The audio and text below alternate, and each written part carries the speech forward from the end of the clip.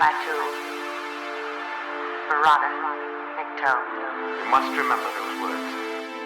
Gordon's alive. You know what the Turing test is? I know Kung Fu. Dead or alive, you are coming with me. My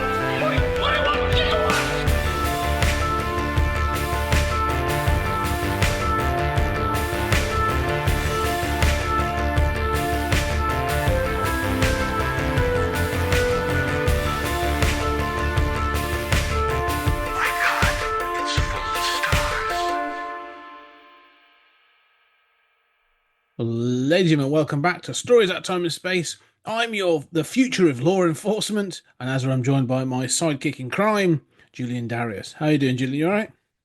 I think that you're the future of law enforcement and I'm the criminal. Well, you're the that American, so that's how right. it goes. We can't control ourselves. On a world stage, we're trying to be the good guys now, and you guys are the criminals. We've committed Yes. to the dark side. Yes, yeah, dark justice. Yes, we are here to talk Robocop Prime Directives, a 4-part movie serial from 2001. That further complicates the time scale or the time like lines of when this takes place. And over 4 episodes tells an overreaching arc. I only got through 2 and a bit because I'm sorry. In the time we had between recording these, it's just really hard going. But there is good to discuss, so we shall discuss them. Made up of 4 episodes: Dark Justice, Meltdown, Resurrection, and Crash and Burn. Released between the 4th and 25th of January 2001. And as you say, this is kind of trying to be a return to form. You said this is just pretty tough air. This is trying to return to form. You know, elevating the violence, trying to sort of drop the kidification of the TV series, but doing it on a shoestring budget would probably be generous, to be perfectly honest. Yes, it looks cheap. It is cheap. Yeah. And unfortunately, it really dings this. That was my biggest bugbear. What are your thoughts? Yeah. The cheapness is a problem. I mean, I have always had a certain, affection for this set of movies. It is funny that, including the reboot, there are 4 theatrically released Robocop movies. There are 4 TV movies just in this series. Yeah. So that's a little weird. But, they're trying, especially after years of Robocop being mismanaged with 3 and the animated 2 series and the live action series. This is way more violent. This is trying to get back into some of the satire. But you're right. I mean, it looks like TV movies. Well, I give it credit for what it's going for. Yeah, but not even like well-funded TV movies. Like, the gunshots are especially bad. Like every once in a while, you get to like an explosion, and you're like, "Oh, they overturned a car!" Like I'm impressed. But then you get like these sort of computer-generated, bullets bouncing off, and explosions in the background, and they are not the best. No. However, having said that, the premise is actually, at least from a Robocop perspective, is really interesting. This is set 10 to 13 years after the events of the first film. It says 13 in the synopsis. However, in the series, he celebrates his 10th birthday as Robocop. So I'm thinking it's 10 years. And okay, so it's supposed to be 10 years. Why is Jimmy Murphy clearly 30? Yeah. I was going to say that. He's a CEO, not a CEO, but he's an executive at OCP. Yeah. He's obviously all grown up. He should be maybe 20 at most. I mean, he was sort of like a young intern or 7 or something in the first movie. Like, he should be like 17, and instead he's like 27. Yeah, it's the age of that kid always been all over the place in this lack of continuity. But But anyway, Robocop's been around for 10 years and has been incredibly successful. But he's clearly started to become outdated. He's now sort of old news. Delta City is in full sway, and old Detroit has become sort of this dystopian hellscape. Not compared to sort of, we know nothing about the rest of America, just these two cities that are next to each other. And as always, OCP is on the brink and is looking to do something new. That something new, much like in the TV series, is an artificial intelligence called Saint, is what's put forward at first, but then becomes a second Robocop unit that will house or the body parts of Alex Murphy's old partner, John Cable. And because you've got a black man in the suit, of course the suit's got to be black. It looks like it's his first tactical black suit before Robocop 2014. Yep. It reminded me very much of that. And the cool. premise of 10 years later reminds me of, some of the attempted, sort of relaunches that have been discussed. And that's one of the things I want to get to. There is something I really want to sort of highlight that I really liked. But yeah, we'll get into sort of the details of the plot and stuff. But yeah, there's no Peter Weller. It is now Peter Page Fletcher, who I know from nothing else inside the suit of Robocop. And I don't know anyone in this from anywhere. I was going to say, sort of, I'm not even going to go through the cast because they're so sort of small time Canadian TV actors that I'd never heard of anyone. However, one thing I want to go good and bad. Let's go good first, right? The idea of having 10 years later and having sort of like, Robocop be old news and kind of be taken for granted and all that sort of stuff, I like. I also like that his suit is dinged and kind of rusty and dirty, and like his helmet has got like scuff marks on it and all that kind of stuff. Looks great. Like the suit, it looks cheap from a special effects point of view, but actually the idea of it being sort of dinged up and sort of bashed, I really like. I think it looks excellent. But then all the concepts. I'm tired of OCP just being this corrupt thing. It's always the same. Kind of gets boring. The satire, some of the satire kind of works. Some of the commercials and the sort of media net reminded me more of Stormtrooper, Starship Troopers than RoboCop, but along the same lines. But also this idea of Alex Murphy's son being involved with OCP. I like the idea of that, although the age doesn't work for how old he must have been when Murphy died. And I also like this idea of exploring Murphy's time as a cop. And so you actually get more of that sort of Alex Murphy backstory of why he's so principled and all this other stuff. I like that. You find this incident that happened with Cable about how Cable ended up just killing this guy who was like a cannibal. And Murphy's like, well, I'm not going to hand you in, but like, I do not approve of what you've done. And actually, it was that incident that actually made him put in for a transfer that got picked up, that transferred him to Metro City West. So I like that they do try and connect the dots a little bit. So there's lots of stuff in this I thought was good as I went through. And then it's sort of like, and then all of a sudden the next scene's like, we're going to go full cartoon and we're going to have a woman screaming at like 3 policemen surrounding Robocop, or, we're going to have similar scenes as we've had in the past. And then we're going to have a bone cruncher as a vigilante, bone machine as a vigilante, right out of like 90s Superman or the 90s Robocop TV series.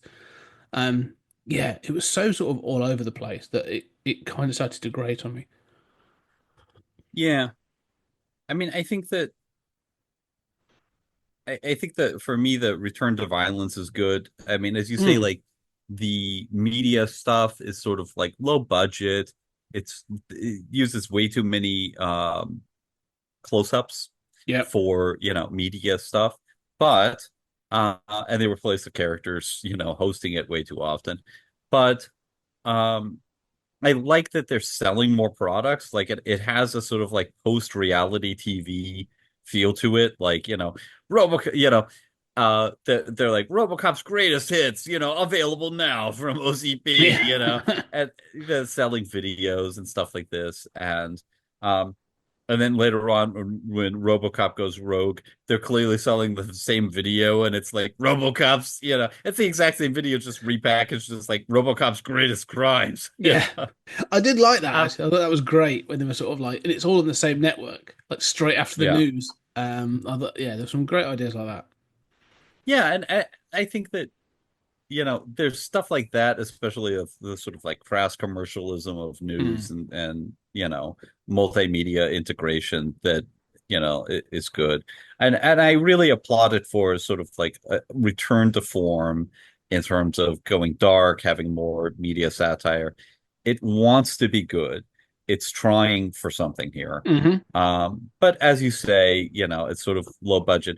The All these flashbacks with Cable only illustrate, I'm getting into bad things, right? Only illustrate the complete lack of continuity of this Yeah. entire franchise, right? Yeah.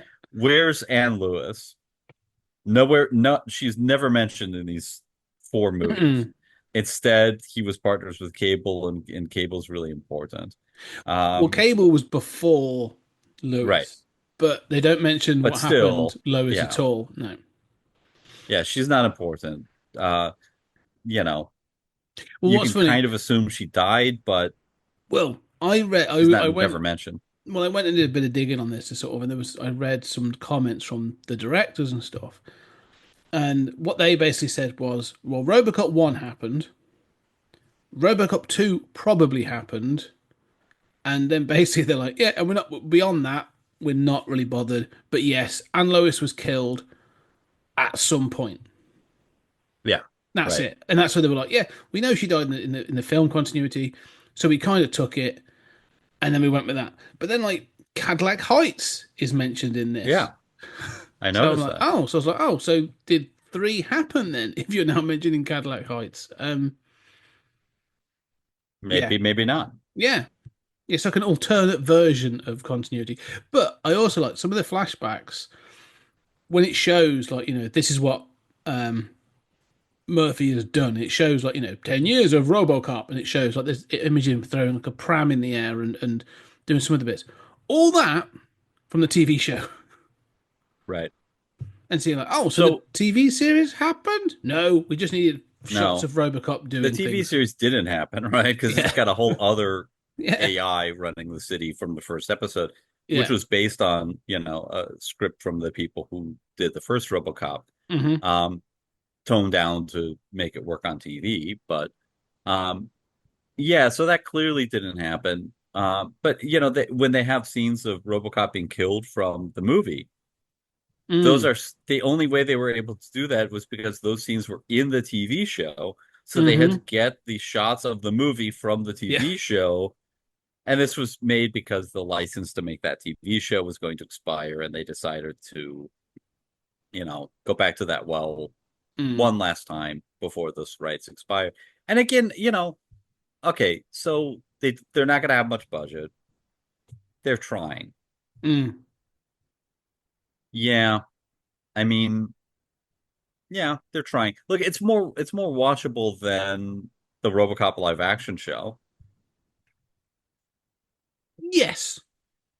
Yes. I'd Not by a say ton, but I mean, the problem here is that it's kind of boring yes. because there's no budget. Well, there's lots of people walking around. RoboCop doesn't have quite the presence that he should. Like they put in the mechanical feet, but he looks like a guy in a suit, Hmm. um, more than usual. And every time they're in a set, it's like you know, later on there's a sequence where they're getting guns from the like OCP uh they're investigating I think it's when they're investigating Bone Machine and his weaponry, Yeah, and yeah, it's clearly just a prison yeah, that yeah. like they Prison open the set. cells, like they Yeah. open the room for where OCP is keeping this weapon. They clearly just rented a prison. Why is OCP storing weapons in a barred cell? Um, Mm-mm. But this is where you see just severe budget limitations. Yeah. I mean, So you're what right. were your negatives? Well, no, I think that's it. I think the one of these things, one of the restrictions you often get with low budget is a lack of extras, and that becomes abundantly clear whenever they sort of go like Robocop's on the streets, and you look around and there's like two people, and you're like, this this is all you could get. I mean, there's a scene in the second episode when they're looking to arrest Robocop, um, and he's walking through what looks like the back part of a shopping center, and he's watching a screen about it, and like 10 police officers turn up, and then this woman from OCP, Sandra, who's been keeps popping up. And again, like you said, first the special effects are terrible. Those gunshots hitting Robocop look awful, but also like it's clear like there's nobody around, and they're like, they're shouting like, "Get out of here, move!" And then like it just looks so underpopulated throughout the whole thing that I'm just sort of like that kind of thing starts to bother me after a little while. It's like, yes, all right, I know you had these budget restraints, but you could have shot this. The only time it works is actually when they go to old Detroit, and they're like they have cramped alleyways and stuff, and you're like, yeah, that looks kind of all right, cool. You didn't Kind of need Blade lots of Runner-esque. yeah, but you Yeah. don't need lots of people for that. You've got a good atmosphere going on there. Granted, you've got Robocop trying to hide in it under a sheet, but Yeah. fine. Yeah, And that stuff does look good. yeah, I did. There are later scenes where OCP is, I mean, where RoboCop is fighting tons of police officers and stuff. And I did, and they're all wearing masks, and you keep seeing them getting gunned down, and I kept thinking like, oh, these are the same guys, yeah. like they're the same 10 extras that you had, and they have played like 30 people who get killed by. Yeah, I this mean, reminds some me of these of extras probably got killed more times than celebrity actors have their entire career. yeah. Oh, yeah, I'm sure. This reminds me of when I used to be a wrestler and we used to do a show and you'd guarantee like a 30-man Royal Rumble, but you only had like 10 wrestlers on the card and we had a bag full of wrestling masks. So you'd be like eliminated, run out, grab a mask and put that on, and then you'd go out as the next thing and stuff like that. So yeah, like it was obvious what Wipe we the were blood doing. off. Yeah, it Yeah. was obvious what we were doing, but like it was fun. But yeah, no, like, it's clear in this that the budget couldn't go on extras. Um, the other thing that sort of started to I want to talk about the violence. The violence is good. I do think I appreciate that they're trying for certain things. Um, it kind of looks silly at times, but there's blood and there's kind of Robocop has to make some difficult choices, and I think there's some good scenes in that as well. Like some of the violence. So Cable um becomes involved, and he sort of thing.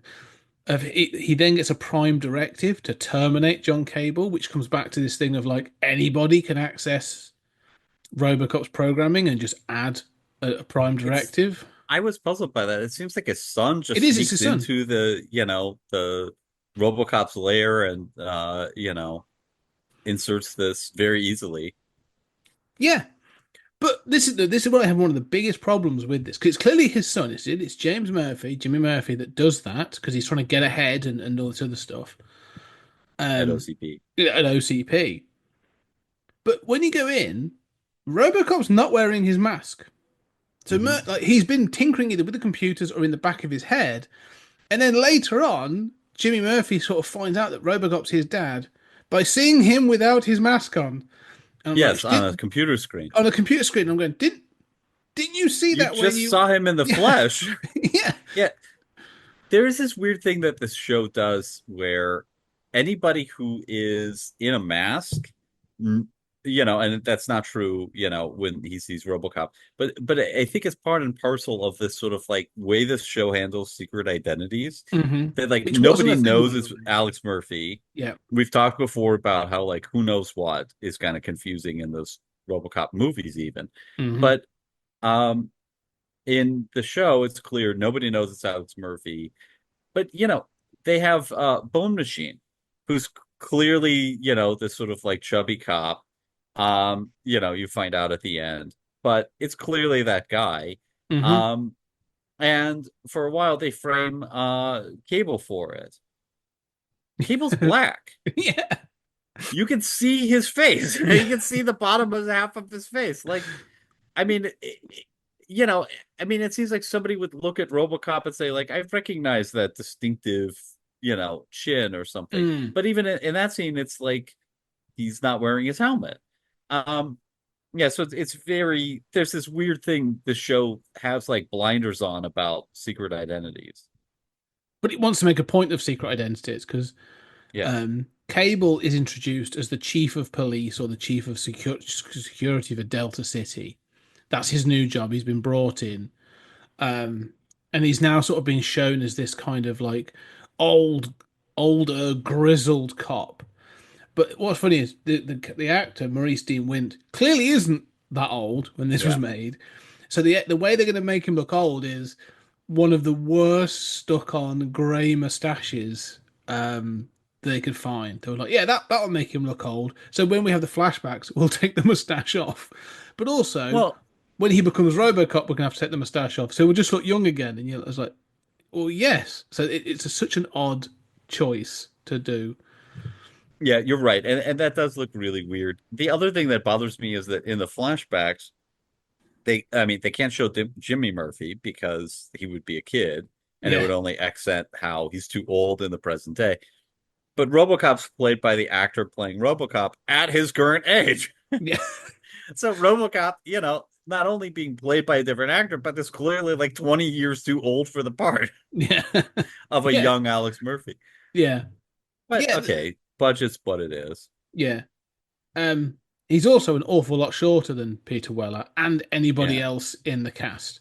Um, that is uh, true. RoboCop is he's got that Wolverine sort of tough guy who's small kind of thing.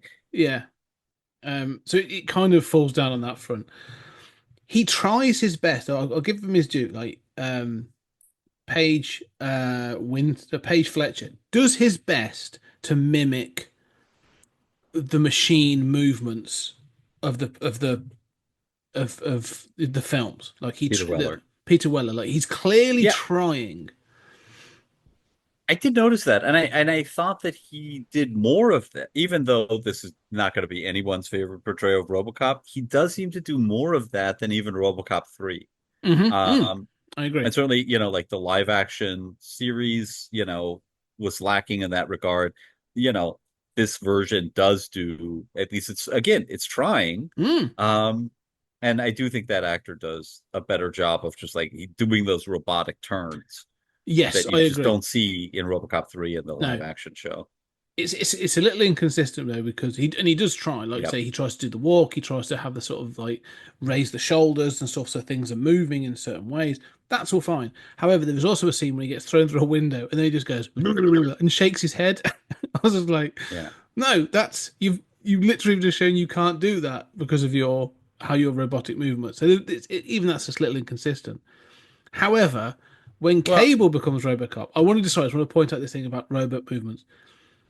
When he gets put in the suit, Maurice Dean Wint, and he doesn't attempt it barely at all. Like the upper body at does. all. Yeah. There's a little bit with the body, but he walks heel toe throughout, and I'm like, that just looks so bizarre because Robocop's flat-footed. We've seen him be flat-footed. But then like you've got this new Robocop being like walking like heel toe, and it just looks so weird to see the suit doing that. That I was just again I was like that just looks. Someone should have said stop doing that. That looks weird. Doesn't work. Yeah. That's fair. I mean, I would also add that there are lots of times over the course of these four movies where RoboCop or Black RoboCop Mm, are resisting their orders or electrified or resisting a fourth prime directive or in pain and struggling to make mm. movements or have been so down on energy that they're stumbling around.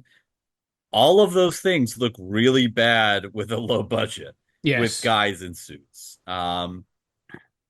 you know watching somebody like like run, I can't stop myself as they're fighting their programming is really painful to watch with a Yeah, low budget. yeah.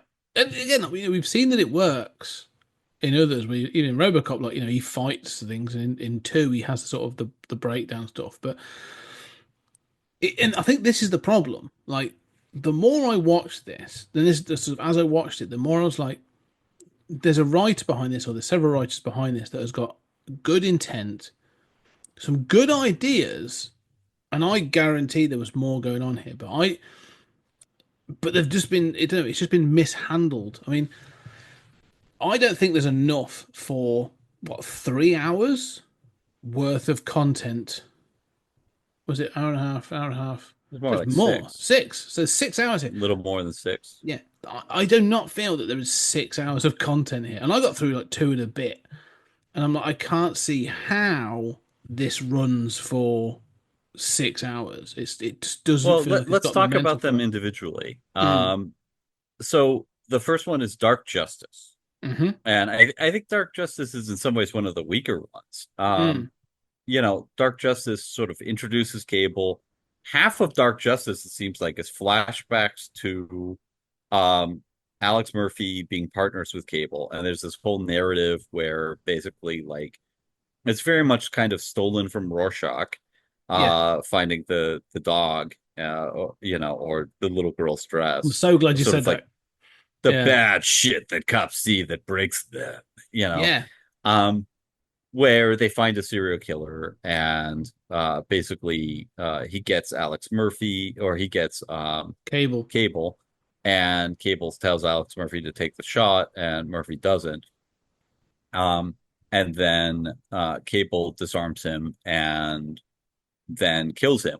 And there's some dumb talk about how like they needed a warrant. I mean, you can manufacture probable cause a lot easier than you can the paperwork for having shot Hmm. somebody.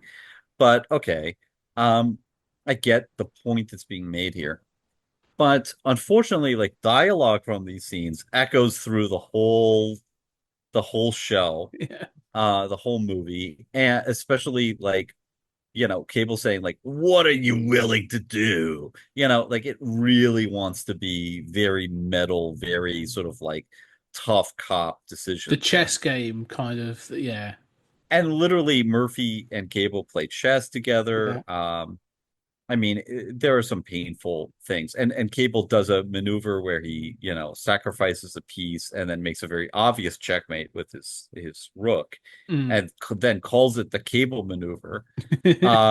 Which is sort of like I remember like Jean-Luc Picard and Riker, like they never called it themselves the Picard maneuver, But so Cable seems very egotistical and his performance is very young.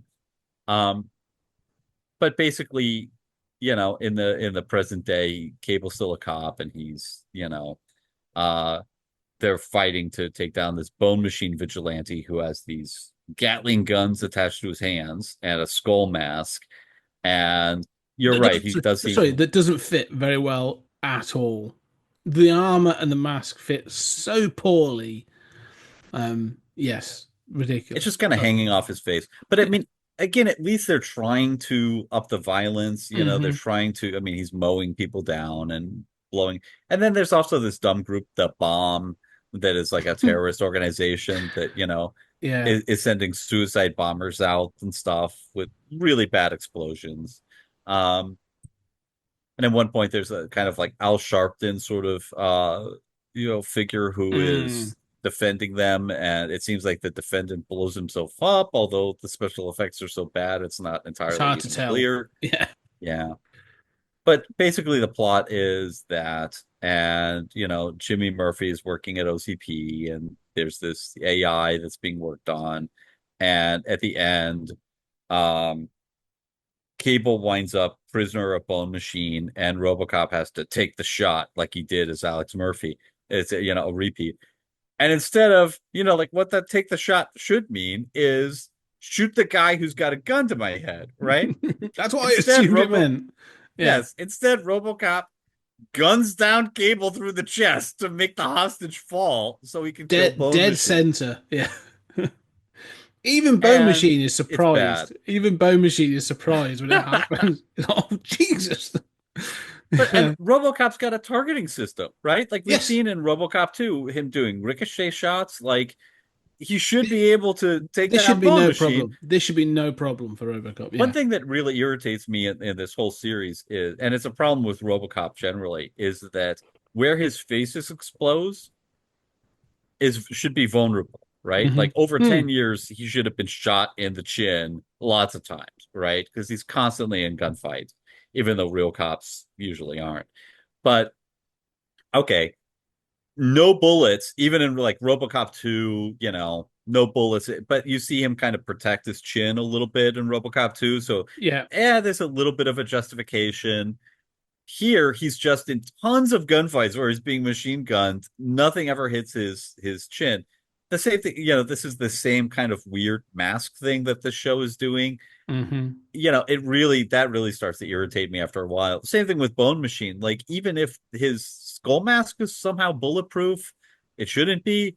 But like shoot him in the face, expose part of his face. I mean, you've got a Yeah. targeting system.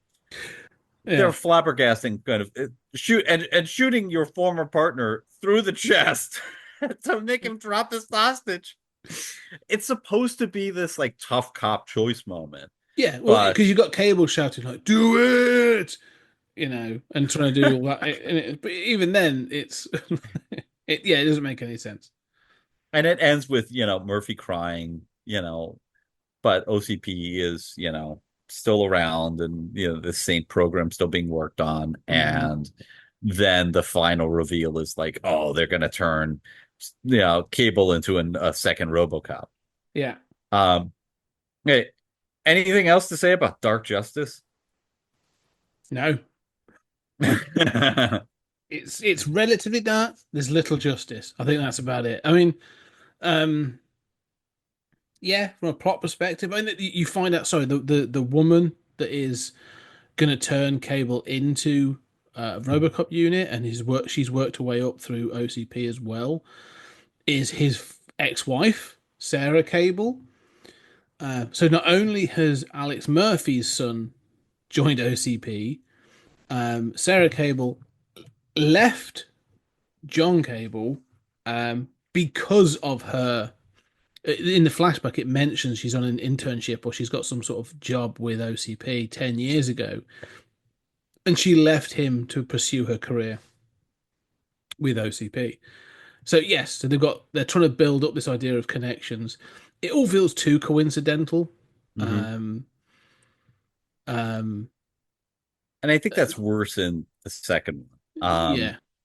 Yeah.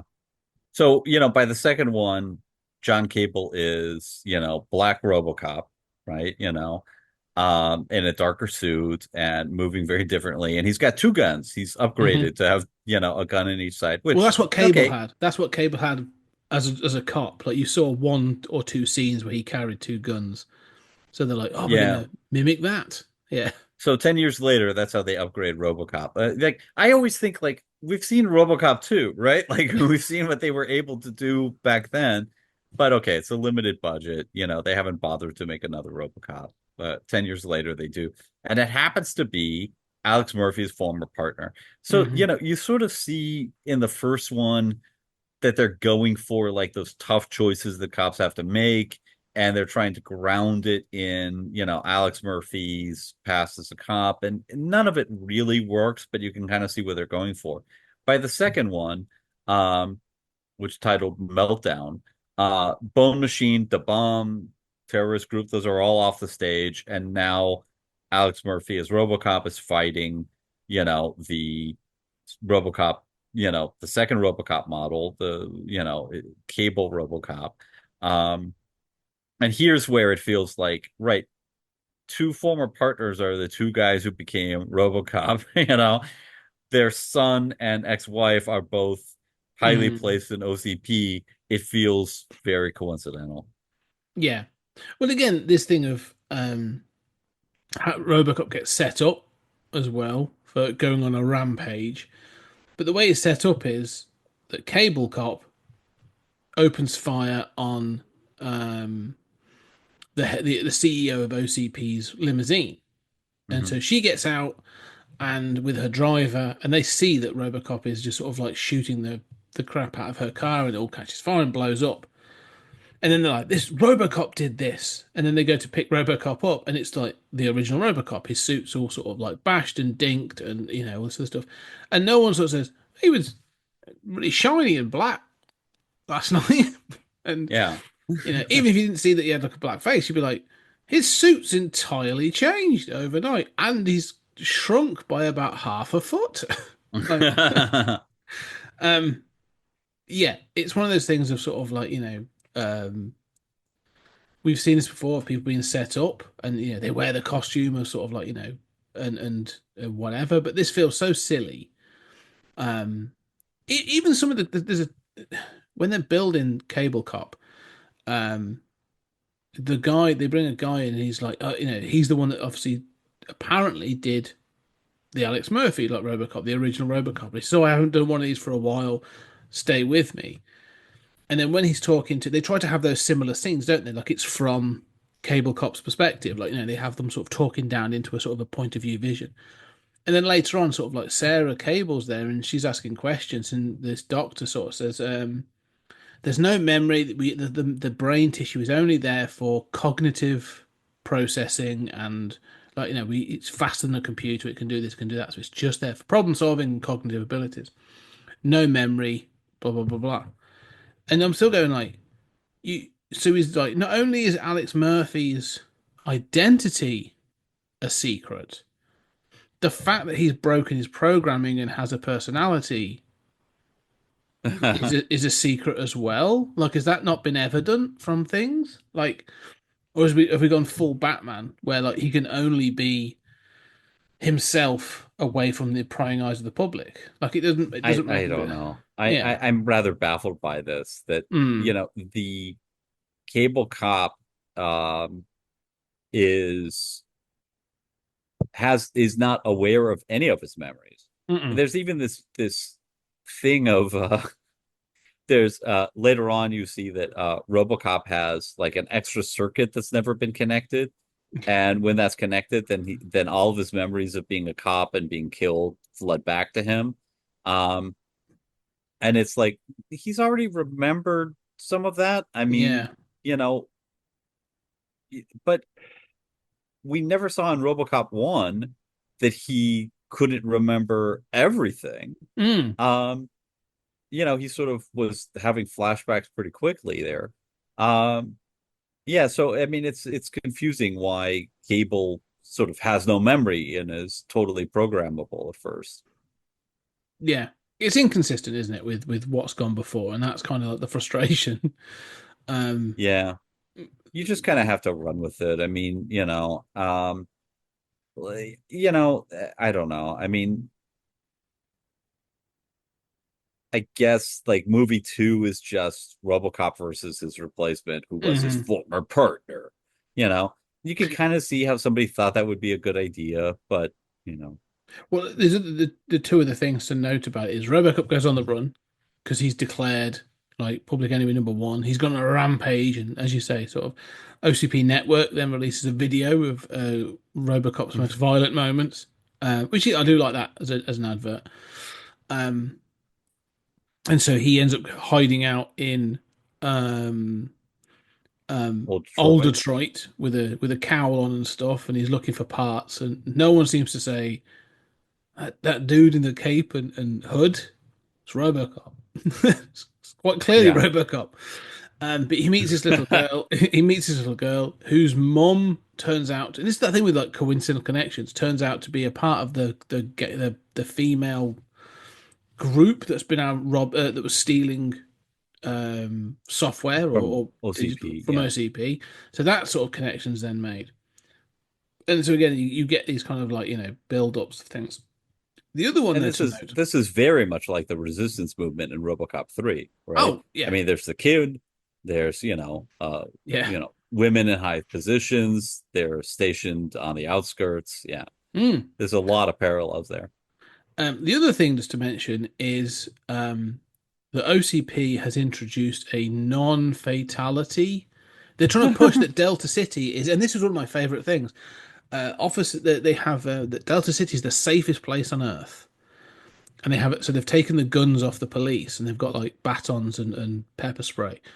Um, but what they're saying is they have this thing of the non-fatality act, the policy. So they can't do anything, and they have an advert. So that sort of keeps coming up as like we can't do this, we can't do that. But they have an advert where the guy and he's called Officer Down, Mhm. and he says like we have this, we live in the safest place on earth, and it's because of this, da, da, da.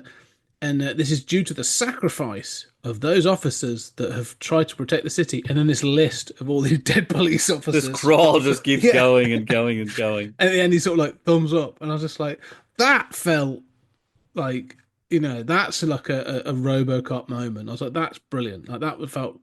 I was pleased with that. That made me chuckle. That's what I'm saying. There's moments of brilliance where I'm like, oh, that feels exactly like what I expect.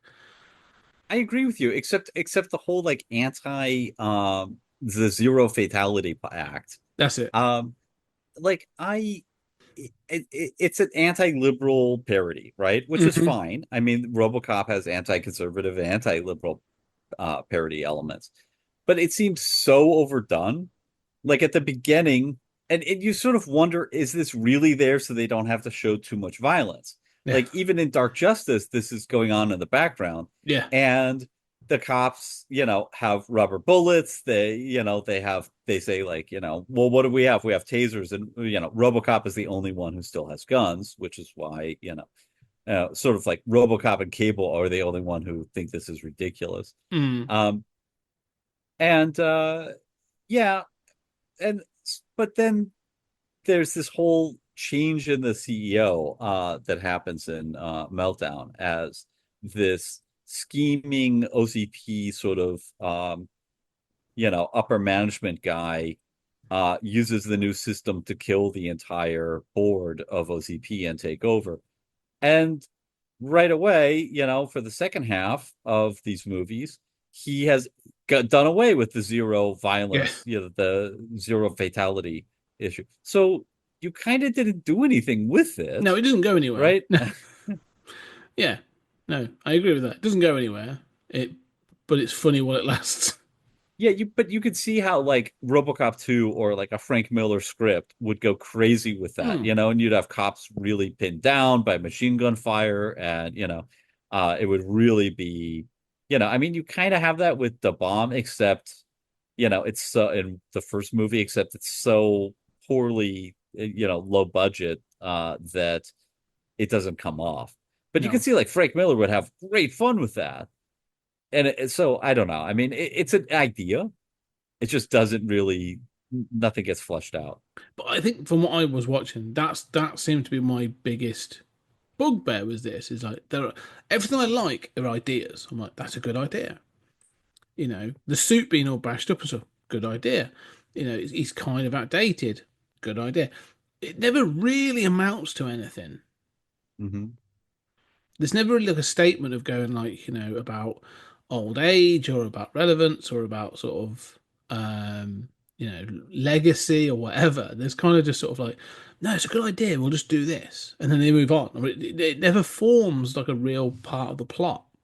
So again, like there's some good, that's what I'm saying. There's good ideas in here, but something doesn't make them coalesce into a good show. Yeah, and even like the violent bits, like at the end of Dark Justice when he kills Bone Machine, he again pops out the data spike, and they don't show him the effect of it, but he is stabbing Bone Machine times, like 20 times with this spike, and blood is spattering all over him, and it's really, really violent. Presumably, it's motivated by RoboCop's rage at having to kill his partner, that's or his ex-partner.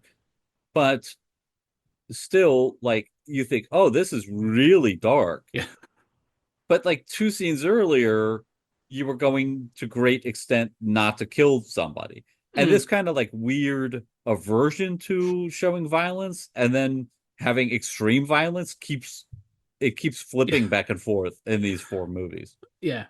No, I agree, and that's that tonal thing, isn't it? It's like, right, we can only do so much to be shown at this time of day, Yeah. so we can only have one violent act, but to get us in at 7 p.m. or 8 p.m. or whatever. Um, yeah. Yeah, so unfortunately, like Meltdown basically just concludes with, Robocop teaming up with his Cable, his replacement. Well, he gets a cable Um, his memories back, didn't they? And they sort of they yeah. take down. They take down they are called they're an OCP special unit designed to take down RoboCop, and they are not good at it. Yeah. um, but yeah, but then RoboCop and Cable, he gets his memories back, and then the end of them is them walking off into the sort of the night. That walking off reminded me. I kind of like the sort of Western inspired music. Oh yeah. Like they sort of ditched the themes of RoboCop 1 and 2. We had the RoboCop 1 theme come back for 3. Mm. Uh, and instead they use this sort of like Ennio Morricone influenced sort of Western. And I quite like that. I Yeah. sort of like this idea of like RoboCop is kind of a Western at heart. Mm. No, the music's actually kind of good. I agree actually. I can't. I did find myself liking the score. So yeah, I dig that. Okay then. So So basically, educate the me then on a third and bit. fourth movies Yeah. are basically the third continues directly into the fourth. So they don't have as much this kind of like episodic feel that I think helps the first two. Hmm. And basically, the bad guy for the third and fourth, besides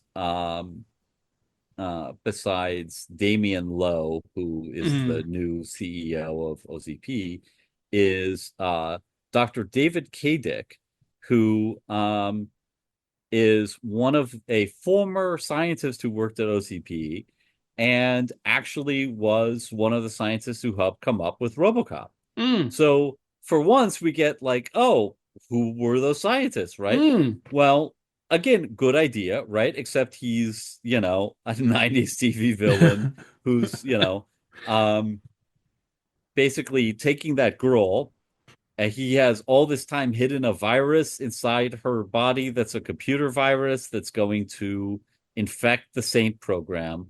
And at the end of Resurrection, he uploads it to Saint, but then we find out in the fourth one the upload wasn't complete, and he has to go to OCP headquarters.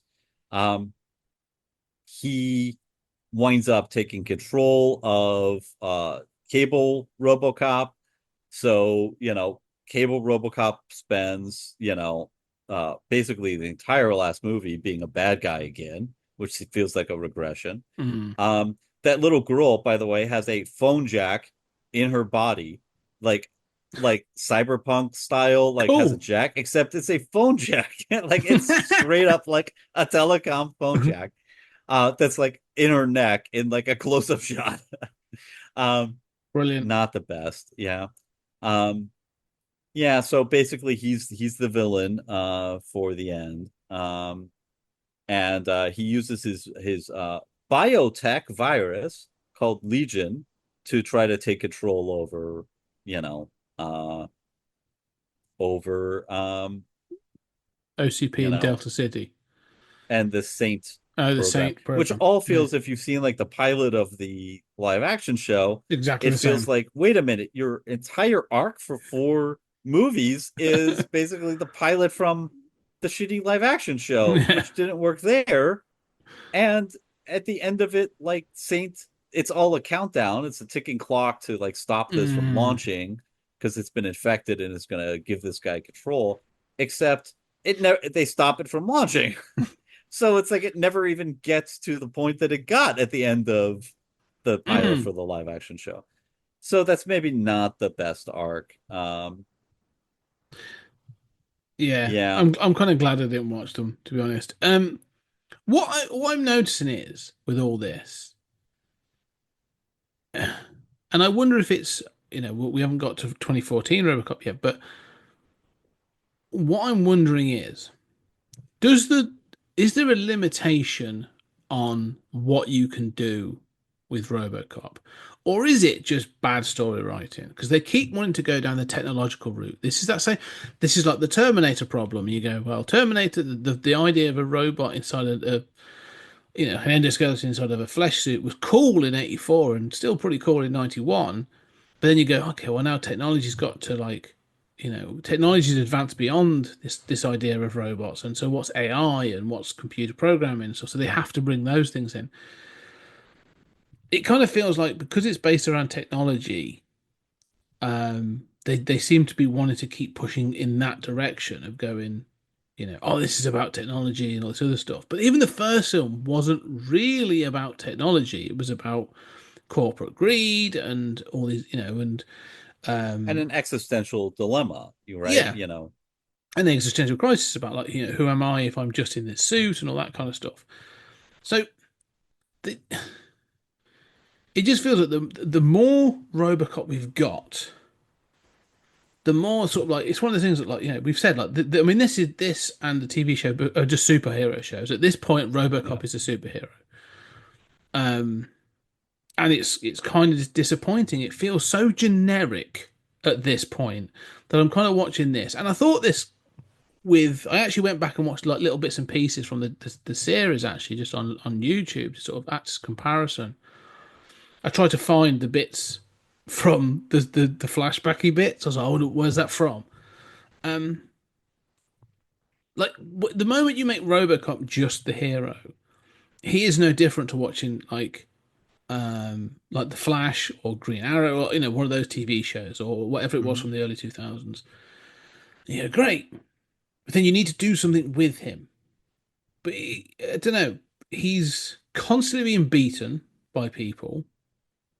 His invulnerability is kind of inconsistent. Like at one point, he gets lasered or hit with electricity and taken out by those three women that are sort of trying to steal stuff from OCP, and they beat him quite handily by just zapping him several times. Yet a whole platoon of police can't take him out with machine guns, and he sort of says, "I'm made of titanium, a titanium alloy, and bulletproof. I don't believe you are," and pulls his gun out. And they all run off. And they're clearly trying to hit the same beats as sort of that first RoboCop where he's getting shot at by the police and stuff. It doesn't work in the same way. It definitely doesn't have the same impact. But I'm going, okay, but if he was just taken out by a bunch of like rods with electrical, basically like a zapping rod or a sort of a cattle prod, why are the police trying to shoot him? Surely they should just hit him with a cattle prod like those other people did. Like there should be a known weakness. They should have no, and I think also the advancement of technology is very inconsistent. Like in this series, you have this like AI that's going to take over city functions. You have, a second RoboCop. The only thing that is advanced is his targeting system now can do 2 guns, right? But you also have stealth suits. Yeah, yes.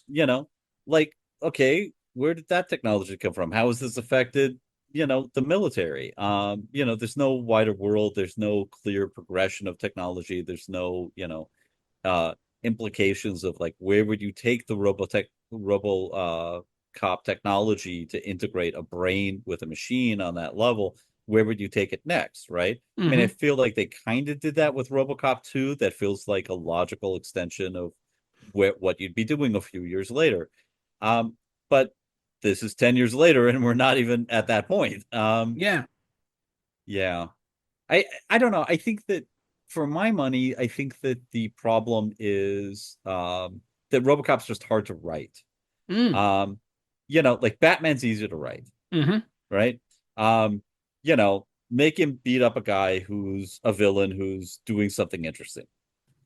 Yeah. Basically, that's a decent Batman story, right? It's not going to be anyone's favorite Batman story, but that's a serviceable Batman. It's a readable story. Yeah. RoboCop, you have to think and kind of control all these things, right? Like, who knows what? You have to remember, like, is it really Alex Murphy? How traumatized is he in any given moment? How invulnerable is he? Is OZP the good guys or the bad guys?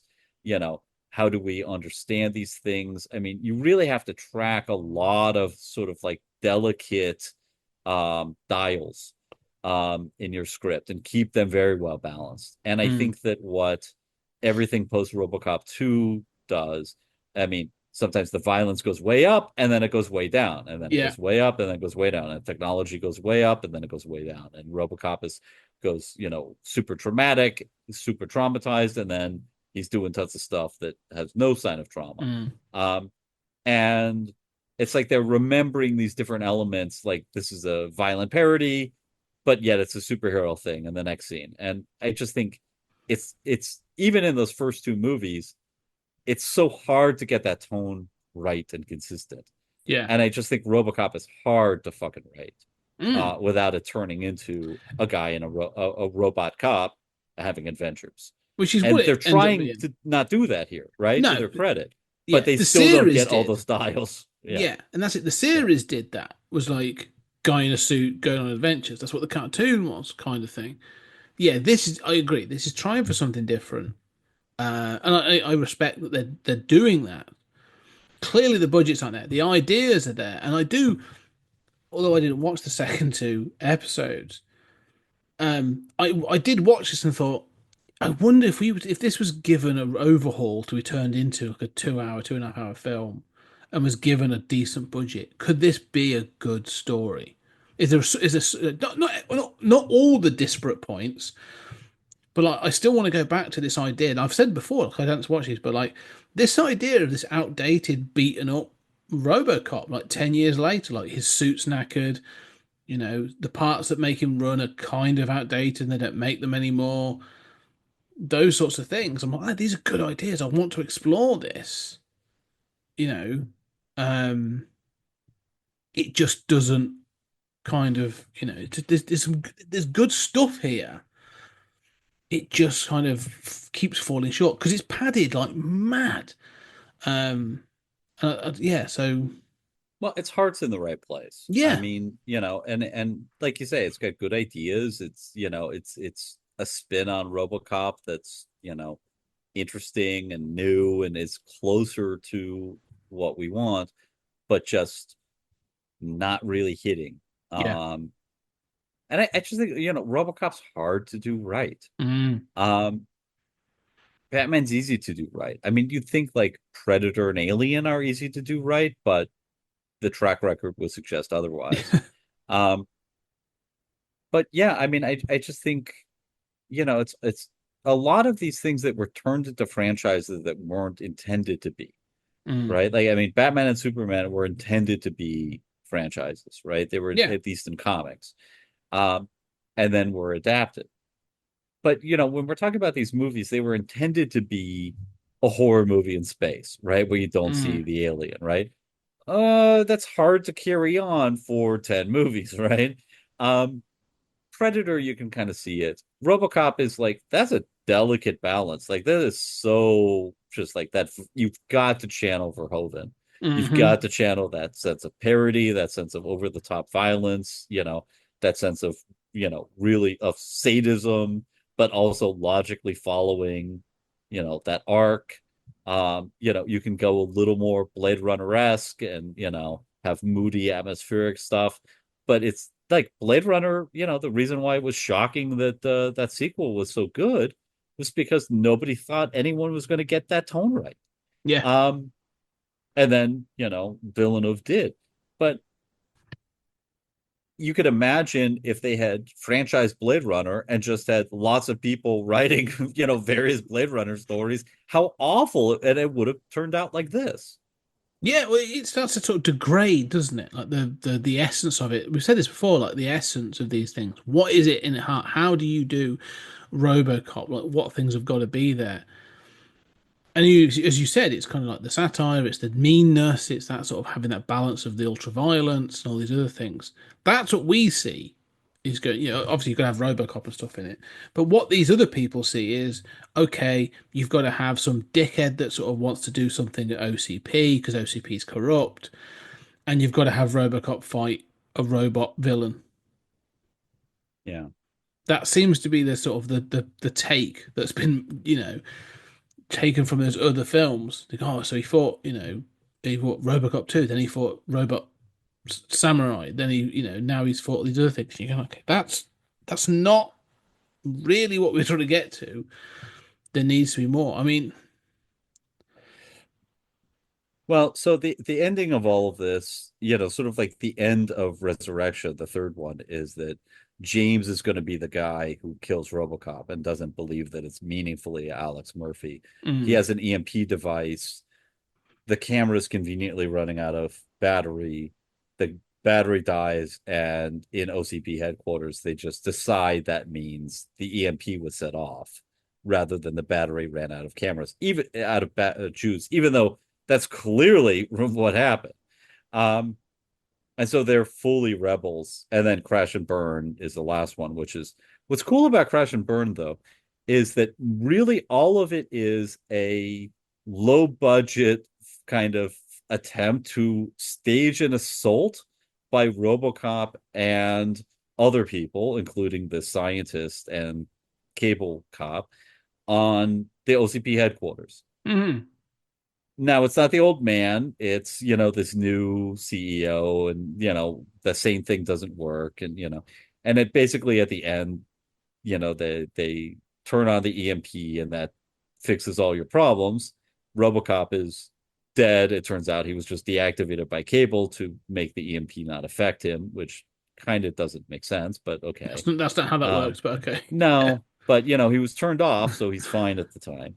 Is how they explain it. And OCP just kind of keeps going on, just with James and Yeah. running it sort of. So it's sort of like RoboCop 3 where you're like, well, they kind of defeated OCP, but not really.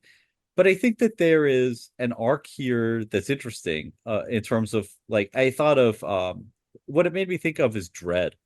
And I Mm, thought, how cool would it be if RoboCop 3 starts with like footage of the Amazon wars and like, ED-209s in the Amazon, mowing people down and getting caught up in the Amazon River and yeah. the swamps and everything. And you're Half sunk seeing Ed like 209s and that sort of thing. exactly like being hauled out of Yeah. the swamps of the Amazon Yeah. rainforest, and being used on military fields. And then you see them deployed in the city, and you see Delta City's kind of half built, and you see sort of like the RoboCop killing ED-209 shooting up cars like from RoboCop 3. You get Mm, that kind of stuff. And by the end of Act 1, RoboCop's turned against OCP. He doesn't have his prime directives anymore because you're consistent with RoboCop 2. And then what you get is like a Dread type movie where RoboCop is proceeding up the skyscraper of OCP mm, headquarters, heading for the old man, out to destroy OCP. yeah. And they're throwing everything at him, and you're following like the old man and his assistant, trying to put together a strategy as the police are locked out, as RoboCop's heading for them, and getting to that final confrontation, really building up to it. Dread manages to do so much drama Mm, out of, one setting and all of the things that could happen as, getting up a few stories feels like such a big deal in that movie. And it's so gritty and it works on every level. That's sort of what Crash and Burn reminds me of, but but like isn't. a third grade version Yeah. of that. And I think that's a problem. It kind of feels like amateurish or sort of like um not so much half baked, but like yeah, not quite what it should be. So I find it more disappointing than anything. Like it's not. I'm not watching it hating it, but I'm watching it going, well, this is disappointing. Like this is no. There's no wonder this sort of killed the RoboCop franchise in that way. But that sounds ace. Like I'd love that. Like RoboCop Yeah, that's versus what just I want. horde after horde of sort of like people having to sort of like and make it like you can add the drama in, add the family element in. There's a reason he's got to get up there, and there's a sacrifice to make, all that kind of stuff. Like you can add other characters in, but yeah,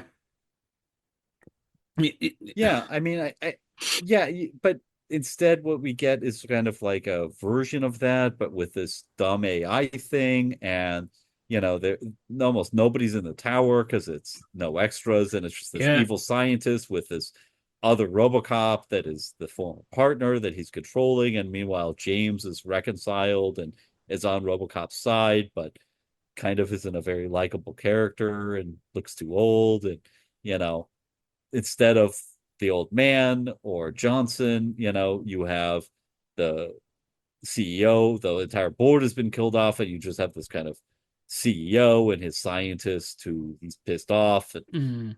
none of this is especially interesting or a good version of that story. But like you said, I mean, you either sort of like admire this and like it for what it's doing right and that it's trying to get this stuff right, or it's just right enough to hate it even more. I think that's where I'm at, where I'm sort of like, Yeah. there's, yeah, it's that sign that's kind of going, you keep lying to me about what you are promising. Like, you keep doing good things and then ballsing them up. And I'm sorry, I can't tolerate. Is it the worst Robocop thing? No, I think the TV show is worse. I honestly think that the kidification and that sort of thing, it feels, although the suit looked better, I think, in the TV show, in the TV series. I like the fact this has darker elements. It's trying for something. It's trying for something. Um, Well, let's be clear. The one right before this was Alpha Commando. yeah, yeah, that's So, the low point. That is the low point. chronologically, Yeah, yeah, that's I the mean, low point of the RoboCop franchises. Yeah, that's bad. so for me, it's like, okay, if we hit Alpha Commando after Robocop 3, and then we hit this is definitely a return to form, right? Yeah, it's a step up, I have to say. But if you watch this after just the three movies, yeah, it's not gonna make you very No, happy. no, at least he doesn't fly in this. Um, yeah, Although the special effects were better in that one. just about yes. Is the thing is, and I know you can't do it with these budgets. We've said it before. Like, I miss the fact because again, like the AI is cheap to do. Yeah. Right? Oh, we've got to have a screen of a baby's face or something that's going to represent the AI, and it can eat data. It can chomp through data. I hated that as well. By That the way, is really awful. yeah, hated It all is. that. But it's cheap to do. I mean, it's better than a woman who's appearing digitally and fading out and has superpowers for no Yes, reason. that's true. But the fact is that, yeah, and yes, they introduced the second, they introduced Cable Cop, but there's a part of me going like, yeah, but we had Ed 209. When you've got, Yeah, I keep going like, I'm missing that. Like, you had a I know. really cool design of I this thing, totally and agree. I'm really missing that. Is what I think the problem is. Yeah, it's a weird kind of Yeah, and franchise. I mean, in my, one reason why I would like RoboCop 3 to have the Ed 209s in war is I want them to be one of the main opponents in the tower, just like we're using the freight elevator to send ED 209s up to, and you have some of them in the skyscraper anyway. But instead, what we get are like these lasers. The lasers function, like at one point they're all hitting RoboCop and having relatively little damage, but then you see them slicing through cops. In Mm, Crash and Burn, they slice through, the new CEO, but they're kind of like Goldfinger style. They like start 20 feet away from him and yeah, all slowly go. It's like, this isn't literally, this is not how the lasers functioned, one movie ago. yeah. Um, yeah, it's a bit, yeah, it's a bit shitty. It But is. yeah, I mean, It's. I've always felt I opt on the good side for these movies. Mm, Like to you, they're just good enough to be more frustrating. yeah, And for me, they're good enough that they're not good, but like this is what I had, for so many years in yeah. terms of, I loved RoboCop 1, I loved RoboCop 2. These showed me, okay, somebody knows the franchise has gone off the rails. Somebody's trying, even though they have no budget and, Yeah, dumb timelines or something. You know, there's more life here. I can see I that agree from with these that. movies. Yeah, I agree with that. And the one thing I would say that, and I think I'll be interested to see how I feel about it on the next episode when we talk about 2014 Robocop, is this design that survived from the 1987 film is so iconic. Hmm. And so even when it's sort of like, a dude that's 5'6", I don't know how tall he is, but like, when it's sort of, but when it's this Page Fletcher, when he's sort of walking around, even that, and he's trying his best to mimic the movements and stuff. As you say, like, it doesn't have the smoothness of the sort of some of the sound effects that are used in the first couple of films and stuff. Like, it hasn't got the iconic score, but it's got a pretty good score.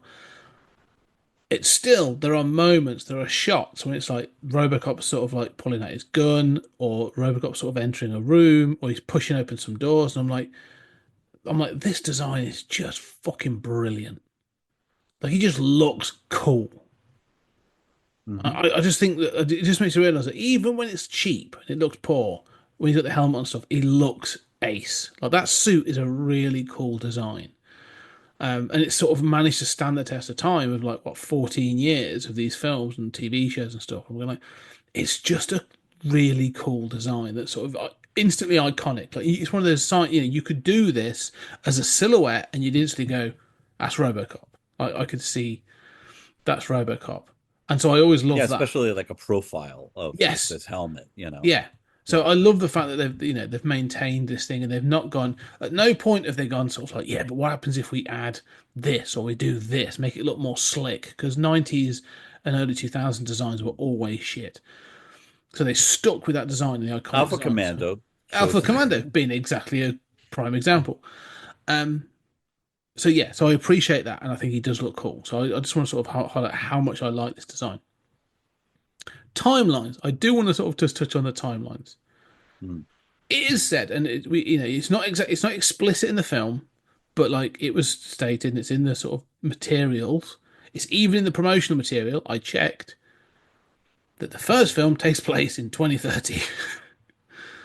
It may even be 2032, but it takes place in the future, right? Hmm. Quite considerably into the future. That's the point with all the robotics and that sort of stuff, right? And the fact of the matter is, even like 50 years, it's saying that even like 40 years or whatever, 50 years into the future, we're still corporate shitbags. That's kind of what the film's, kind of message, but it's about the technology being there. Anyway, the timeline of And some, that was very predictive, yeah, right? oh yeah, exactly. Um, the some of the later stuff, kind of, we said about one of the cartoons. I think it's Alpha, the Robocop Alpha Command. It doesn't know its own timescales. It says 2030, then it says 2020, right? And I thought that was bad. This one is literally set in 2000, Yeah. and it even goes back because Ellen Murphy, his wife, dies in 1992, Yeah. and so Murphy was made into RoboCop in 1990. Yeah, this is weird. So, I mean, there was a scene in RoboCop 2 that was cut Mm, that was RoboCop at his own grave. mm, Um, and I've seen storyboards for it. I think it's a cool idea. Um, it would have pushed that kind of like existentialist, sort of like edge of that theme. Um, but they cut that. Uh, and I don't think they ever really filmed it. But whether they did or they didn't, it's not in the film. But that's a kind of like obvious thing to do, mm. that they didn't go for in the first one. Here we get that scene, Yes. which is like, oh, okay, good. Again, they're kind of like good ideas. Like, you're bringing it. That's a decent scene. Except you see this, as you say, you see the tombstone and it says he died in 1990. So that's 10 years before this movie. It's also the year RoboCop 2 came out, Yeah. not the first RoboCop, right? Yeah. So like you've slid the time skip. I don't know why you couldn't just say this takes place 13 years later Because, well, and make it set. funnily enough, that's what all the promotional material says. 13 years after RoboCop is, first it's the streets. I'm going, no, it's not 13 years. It says 10 explicitly in the show. Yes. Yeah, it says 10, and then that also ignores that RoboCop 1 was set in the future. Yeah. Yeah. This is a mess. Yeah. Yeah. So yeah, that wound me up. Like, and I think because I was already frustrated, I was like going like, did no one check? Like, this is just silly. Um. So Yeah, yeah, there's a special place in hell for fictional works that can't even get their own timelines right. yeah, it kind of, when it's as egregious as this though, like, it's kind of insanely frustrating. Um, I yeah, do feel frustrated that, Ellen Murphy, like we don't really focus on her death at all. Basically, like Jimmy Murphy was raised in an OCP orphanage. yeah, Okay, so he's sort of loyal. That kind of reminds us of the orphanage in the TV RoboCop series. 3, and the TV series rather. Thank you. In that, you Mm, know, but really? Like yeah. that's what you borrowed was that stupid orphanage? What happened to Ellen? Didn't Alex Murphy, want to do anything when he found out his wife died? How did he Yeah, so handle that? we've also now, so we not only have we found out that, beyond this existential crisis, and the fact that he was, this morally upstanding cop before he died, he's a deadbeat dad as well. Just nothing to do with his son as he grew up at all. Like, yeah, this is the thing. By introducing these elements, it introduces more questions. You know what you've been doing for 10 years. You broke your programming. You know who you are. Have you not tried to influence anything to help your son, or how did your wife die? Or yeah, it's all very sort of nebulous as to what the hell happened for 10 years. Yeah, how did the wife die? And, it's one thing to sort of see the grieving wife and son in RoboCop 2 and say they're better without me, right? Hmm. It's another thing to say, oh, my wife died and my son is being raised in an OCP orphanage, Yeah, like which I know is an evil corporation eager to cut corners every way possible. Maybe at this point I should do something.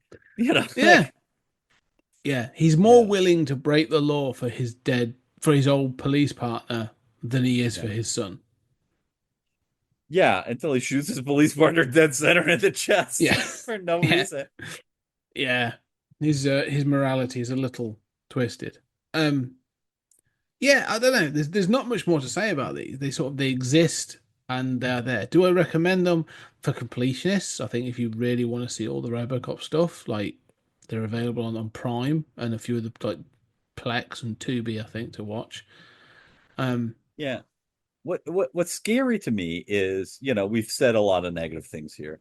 But okay, I think RoboCop 2 is better than the original. But mm. certainly RoboCop 1 and 2 are astounding, Yes, amazing works. high bar. Yeah, Right. RoboCop 3 is terrible. yeah, But okay, so if we say those two are the good stuff, these are the best of the rest, certainly before the yeah. reboot, right? No, that's Uh, that's that's probably true. I mean, what's funny is I would say for the things we watched. um let's say original RoboCop, right? Before the reboot stylings. right. Yeah, one and I prefer one over two. I think, but they are both high bars. They're very close in that. Um, you know, I would watch them over and over again. I think they've both got something incredible to offer, and I think they're really well done. Three is a mess and ends with some of the worst special effects and some of the worst ideas ever. Like it's just an absolute shit show. Um, but the cartoons as well. Like I think Alpha Commando or Alpha Command is terrible. I watched those first three episodes and I thought they were. It's so achingly generic as a sort of a sci-fi cartoon. It could be anything, and it makes little sense, including the sort of quips and sexist one-liners that come from RoboCop. Hey, babe. Yeah, who's the babe? Um, However, weirdly, that original 87 or the I 88 agree. cartoon Yeah. has moments. Again, Ed Swear 9 going mad in traffic and charging I people forgot that. with, I was with a, saying that was three. I yeah, forgot that was the animated. Yeah. and yeah, like shooting up the road and charging people with obstruction and bad parking and all that sort of stuff. And there's moments in that cartoon where I'm like, this cartoon is silly, but it's very 80s, but it's Hmm. kind of entertaining in that respect. So that kind of sits up there, not as the best, but I is agree. there.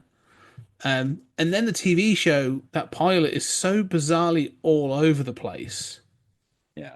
in tone, more so than this, but like has to keep it kiddie, but there's some good moments, but generally is is I couldn't watch any more of that show beyond that pilot. Um it's the boring parts of this that are my problem. But you're right. If in all honesty, for what this offers in the sense of violence, ideas, some of the humor, and other bits, yeah, I think the Prime Directives are probably somewhere. It's not it's a dip. I mean, don't get me right. Don't get me Oh wrong. yeah. It's not like Robocop 2, Robocop 2 Prime Directives just under them. Like it's a massive gap. No, there's an ocean between the two. Yeah, Let's but be crystal still, clear. but still, you're right. I think these are up there as some of the better RoboCop stuff, which is really sad. I agree. I mean, and I agree with you about the original animated series. I have an affection for that Mm. series. You know, it's kind of hard to put in the same, stuff, the same universe as the live action stuff, but because it has a different tone. But no, but I like it. I like the look and feel of it so Mm. much. Um, I'd say that and Prime Directives are sort of, the only ones, and I would even include three in that. I mean, like, I don't know. I guess I might want to watch three again before I would want to watch Prime Directives. I've seen it all before. I made through all of it this time. I cannot say that I wanted to finish it all. I mean, it was Three has definitely a chore. yeah, three just has moments. I just want to watch scenes in three, like because I can't stand like the whole thing of driving up the car park to drive off the edge to Oh make God. because that makes no sense. It's so stupid. However, I will watch RoboCop chase down the bad guy in a pink Cadillac that Oh gets yeah. shot up. The That's Pimpmobile. the pimp. That bit's fun. I'm happy Yeah. with all that. And there's a few moments like that where I'm like, yeah, I'll watch that. That's fine. I don't need to Yeah, I see him think in his jetpack suit or anything. But it like, helps that it's more high budget, right? yeah, I mean, yes, at least, but I remember RoboCop 3 was like the experience that I had was just there's something in every scene that makes me hate it. yeah. Like there's always something. And I was like, I'm not enjoying Prime Directives. I'm not, like I never really like feel the adrenaline pump or, I mean, I'm mostly just kind of forcing myself to follow it. Hmm. But I'm kind of admiring certain choices. And even though there's stuff that irritates me, it's not like RoboCop 3 was like every scene, there every good idea, there's instantly something that invalidates it or makes it or utterly irritates me. I know what you mean. Yeah, yeah. This is kind of like it's less offensive, it's less bad, but you sort of like watch it But it's from also a a TV show. distance. Yeah, it's a Yeah. TV. You know, this is a TV show with Prime Directives. Like, if I'm going into a feature film of Yeah. RoboCop 3 and I get what I get, then I'm like, no, that's bad. That's bad writing. It's bad editing. It's bad direction. It's bad performances. Like, it's not. If I have to sit through Anne Lewis's death again, get them for me, Murphy. Fuck off. Like, I'm just not interested in that. At least The with way Prime she Directives. runs out, to like so eager to die. Yeah, It's like I so have to mind-boggling. sacrifice myself. Um, at least with like Prime Directives again, it's trying to get to that tone. It has some really good ideas, but you can if you're. I'm struggling to get past those budget limitations, but also there's clearly a directive here. You've got 4 episodes; they're an hour and a half each. Yeah. Fill that time, and as you say, there's some slow mo, there's padding galore, repeated dialogue, all this other stuff. Where I'm like, That stuff is really bad. yeah, I'm Yeah. like, if you were to strip this down to I don't know. You could strip it. I don't know how good the story is for the first, last 2 episodes, but I'm like, strip this down to a lean 2 hour, two and a half, two, maybe, 3 one Well, hour cut it by episodes. 50% and you Yeah. get it to about 3 hours. Yeah. Um, intercut some of the, scientists from later into earlier, smooth out some of these like awkward transitions between episodes and stuff. Hmm. And you could make a decent, not a great, but a decent RoboCop movie out of Yeah. all of it. I think you're right. I think that's the thing. I think that, I appreciate the idea. I think this would work better on paper as a Yeah. comic. I think if you were to turn the Prime Directives into comics where you could be like, oh, we haven't got to worry about a budget or a crowd size or anything like that. Like, I think it'd work. I think you'd read it and go, well, this isn't bad actually. It's kind of silly, but Yeah, and we probably say like, oh well, they took that Jimmy Murphy story forward, they carried some of this forward. They had this idea, they had that idea. mm, I think we'd admire it more. yeah, I think it'd work better Yeah. in that format.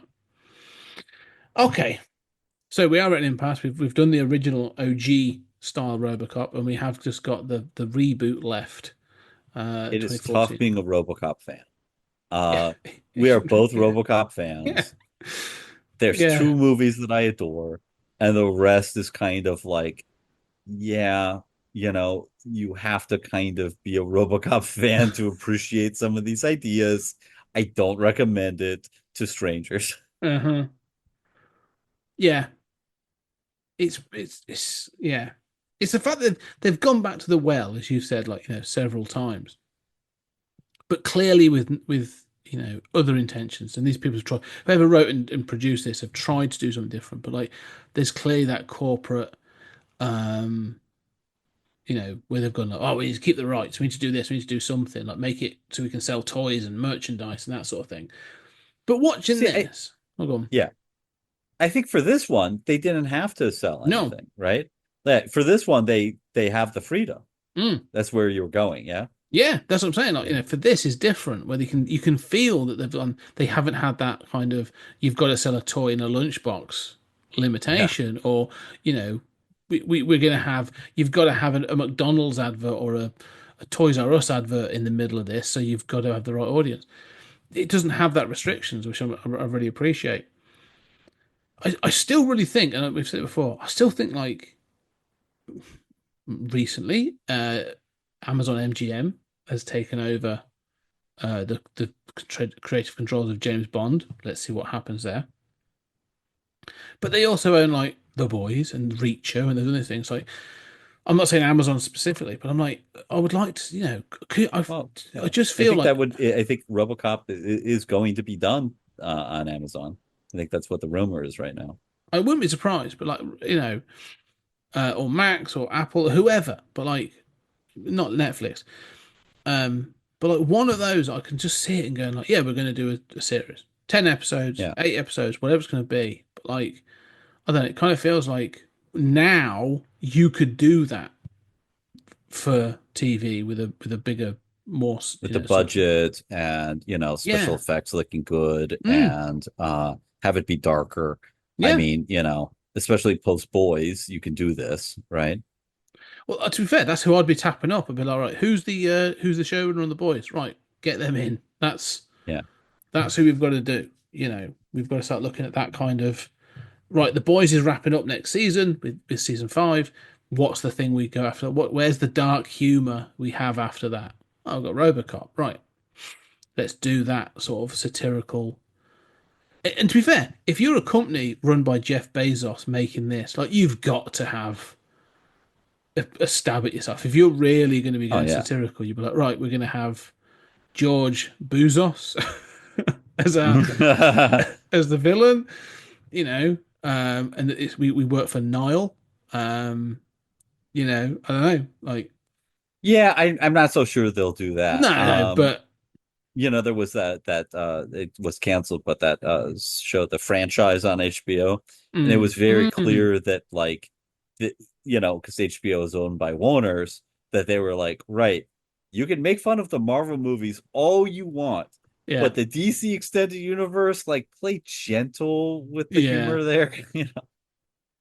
So I mean, unfortunately, this corporate consolidation has meant, there are whole, you know big portions of the pie chart of corporate owned stuff that it's hard to parody. yeah. Well, I don't know then because they treat like Vought in in the first couple of seasons. To be fair, is probably more sort of about which is less of a thing now, but I don't know. Well, Vought's pretty evil, but it's not clearly like Amazon, right? It's just an No. evil company.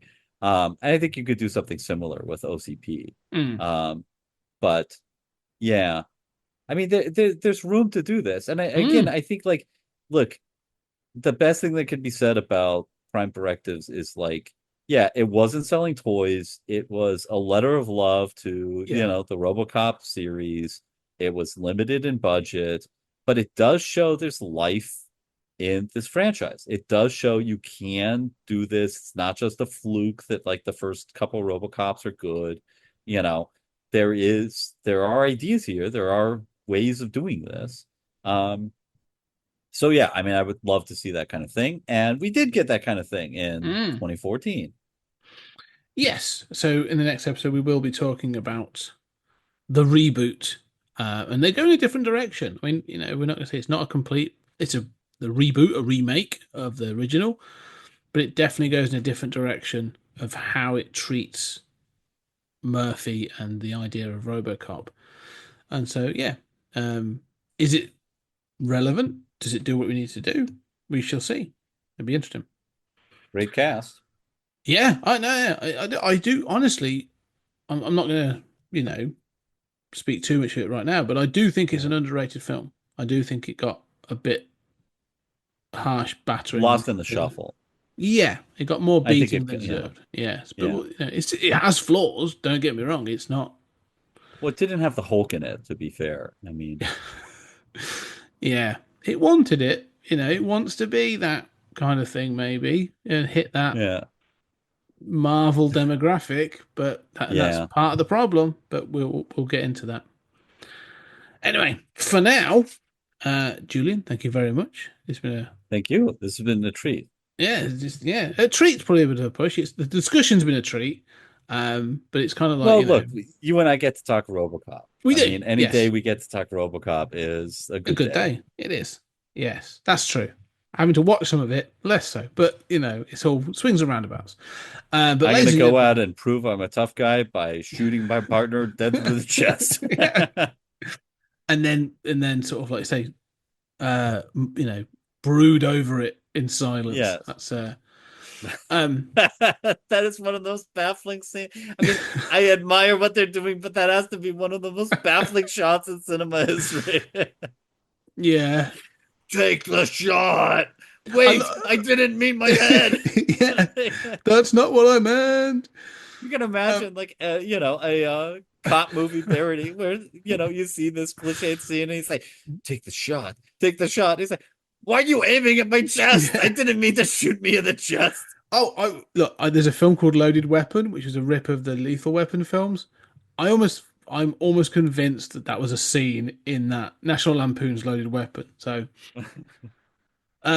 but yes, no, we will be back for more. So, ladies and gentlemen, but let us know as we keep cracking on through this. On the Patreon, on the main feed, let us know what are your thoughts on the RoboCop franchise. Did you watch Prime Directives? Are you a fan, or do you think it was a step too far and it killed the franchise?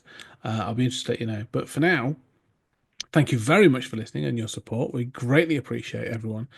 And we shall see you on the next episode.